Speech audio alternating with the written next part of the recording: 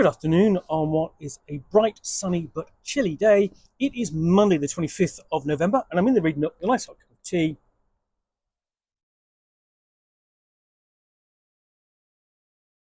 and a box to unbox.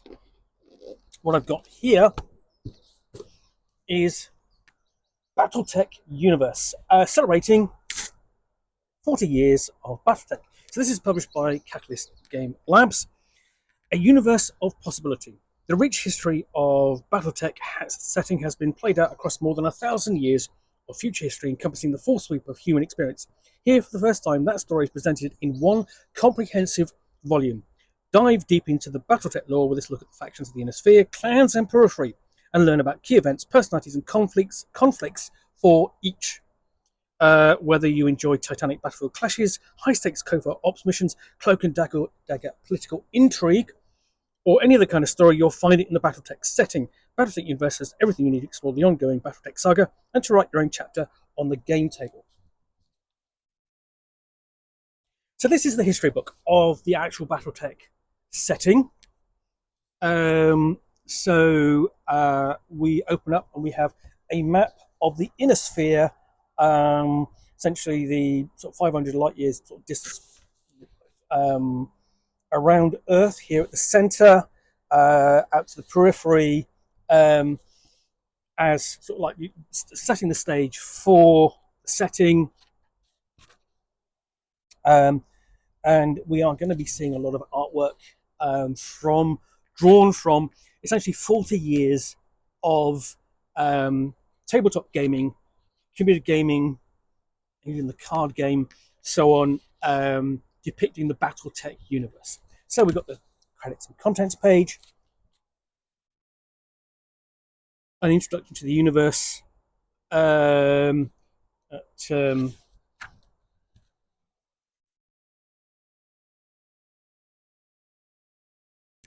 I'm going to delve into the history itself. Really going all the way back to what would become the rise of the Star League, in essentially the discovery of the theories for the Guinea Fushida drive, that would lay the underpin, the ability to travel between the stars, and we explore that. And kind of like, we've got a nice illustration here, essentially the first spaceship, and it's making its first journey between two star systems. That's a nice touch. So this would lead to massive colonization efforts, and disputes between colonies and the home government on Earth, and ultimately sort of like, warfare between the sort of various factions that settled basically the Inner Sphere. And we've got the development of the technology behind the battle mech. And here we've got the first battle mech, the Mackie, and what it was armed with, and sort of like, you've got a breakdown of it, listing some of the weapon systems. And I mean, this is back really up until the period of 3025. So the first kind of 1,000 years of the history. And it's only after that you kind of get the rediscovery of technology,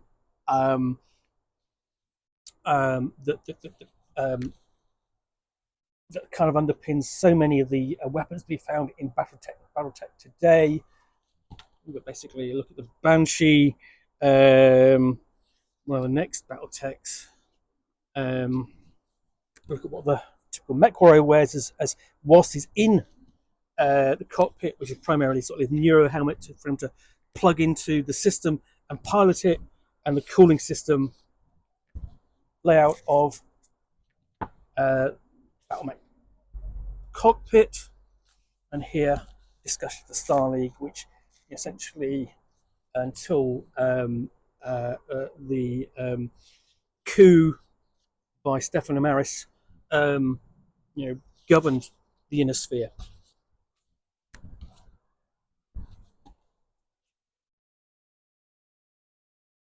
So this is the inner sphere in 2765, basically at the height of the Star League, and then we get into the details of the Amaris coup, which will bring it down, and the dissolution of the Star League. The exodus also of the military forces under Kerensky, leaving the Star League Defense Force out of the inner sphere, leaving the faction leaders, the great houses, to claim the right to govern the Star League, and that would lead to the succession wars. Discussion of Comstar, basically quasi mystical organization which handles um, um, communication across the inner sphere. And then we delve into the first succession war, including military organizations, so on, sections on piracy, and then the state of the inner sphere in 28-22. And then we're on to the second succession war. And discussion sort of like the rise of neo-feudalism, essentially far future feudalism. Essentially, it's a science fiction setting with a feudal government. So you've got sections on things like how to conduct a planetary assault, on the rise of mercenaries as forces which the great houses can employ. Also on the Solaris games, where BattleTech duels and fights are essentially televised, commercialized, are made into events to be enjoyed. Changes in the inner sphere. This is 2864. Then we're on to the third succession war. So going at quite a clip through the period, and we've got discussion here of lost tech, the technology essentially that was far more advanced in the days of the Star League, but had been lost. And part of the impetus of sort of like the early stories for BattleTech, like the Grey Death um, Legion stories early on, is about finding lost tech. Because at this point, the succession houses are kind of battling each other into increasing obsolescence because they don't have the means to produce new technologies, particularly. Innovations are very slow to come. And so we actually come up to the inner sphere in 3025 when really that's when the original game is set, when it all starts play, and the outbreak of the Fourth Succession War, which is outlined into fiction as well. This is going through various different all events. So the War of 2039, the breaking of the Grand Alliance, as it were, the rise of the Comstar Guard as basically in response, and you essentially you see what you have here is the inner sphere with two great powers actually joined as one in an alliance. That alliance, of course, will be broken in future events, starting as a result of part of the result is the clan invasion. And at this point, there's a lot of mysteries to who the clan are, where they've come from, and it's just basically an explanation there and how and who they've come to be, but the different clans and their culture and their technology, including the Omnimech. The Omnimech basically means essentially sort of like you have plug in and play weapons. Essentially, take this weapon out, put in a new into that slot, and so on. And then we've got sort of look at the archetypal signature battle mech for the clans, which is the Timberwolf or Mad Cat, and of course the elemental armor, the battle armor worn by the elemental, basically genetically bred super warriors. and then the invasion renewed after it had been stopped at the Battle of Tukid. There we go, Battle of Tukid.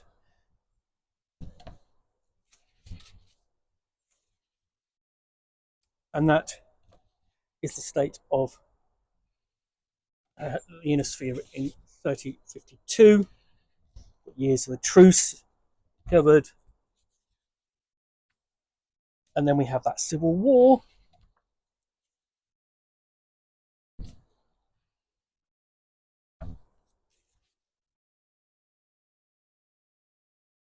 And there we go. That's the result of the civil war as depicted.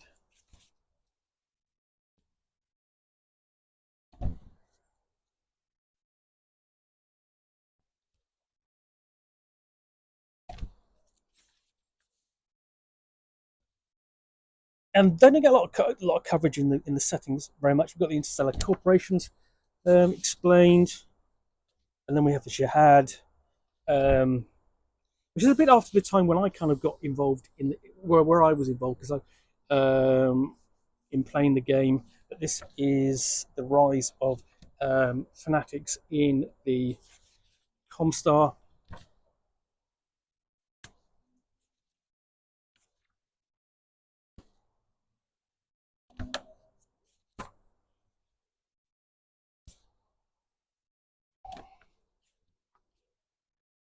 Which would lead to the sort of breaking of the Ionosphere as it once was, as you can see by the map, split much more than it was previously, beset by wars of breathing. I mean, not much of this history we kind of is not as familiar to me, so I'm actually looking forward to reading this.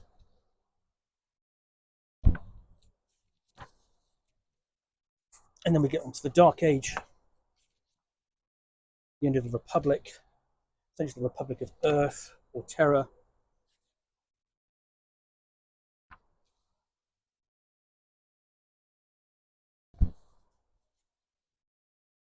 And the maps, so it's getting a bit busier and busier and faster and faster. So this is 3130.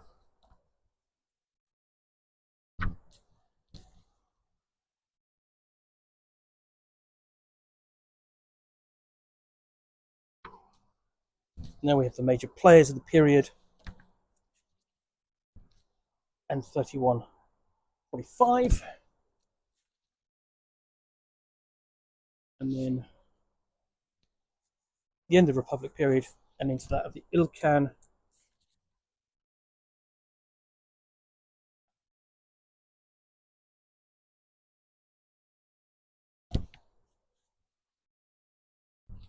And that brings the history up to date as is. Before we move on to, in 3151, we move into a look at the different factions. So starting off with great houses. House Davian. And basically there are whole books devoted to each of these factions and the differences. So this is sort of covering, history and culture, goals, and possible future for it. And then it's going to do the same essentially for the other houses in turn. So House Karita, the Draconis Combine,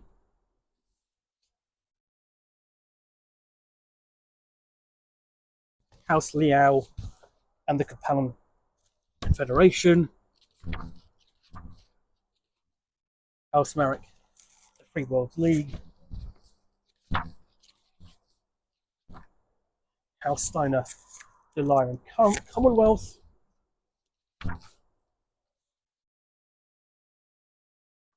before it moves on to the clans. Starting off with the Ill Clan, Clan Wolf,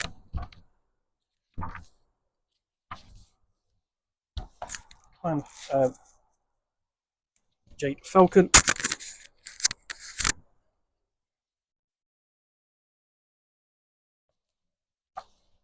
Smoke Jaguar,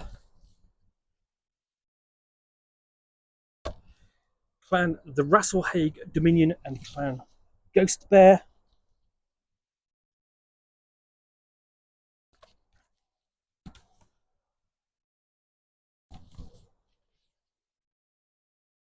Clans Hell Horses.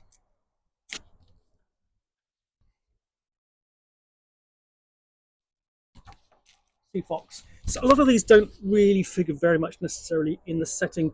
You know, say they're there, but a lot of them didn't partake in the invasion, so they're kind of out back in the clan worlds. Raven Alliance, Clan Snow Raven, Clan Goliath Scorpion, Scorpion Empire, and then we've got the kind of the other clans, the Lost Clans. In fact, there are quite a lot of those. There we go.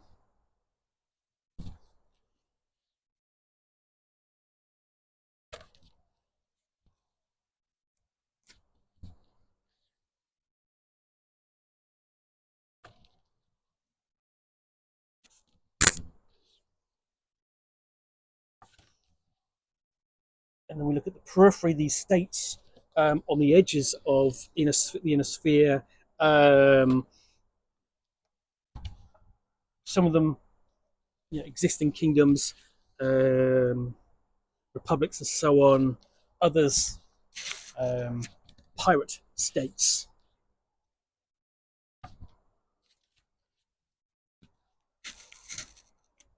And again, basically these locations have had whole supplements devoted to them of their own. This one, of course, is the periphery source book. Then we've got the minor states and the deep periphery. Oh, and then we have the great mercenary um, units, starting off with the most famous Wolves Dragoons.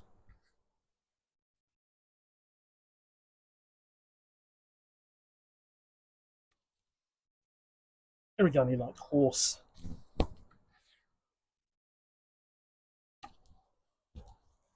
Calhounds.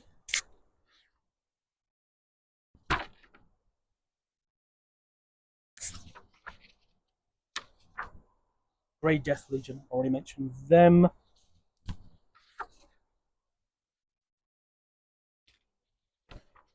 And Northwind Highlanders. And others, including 21st century, 21st Centauri Lancers and Hanson's Rough Riders.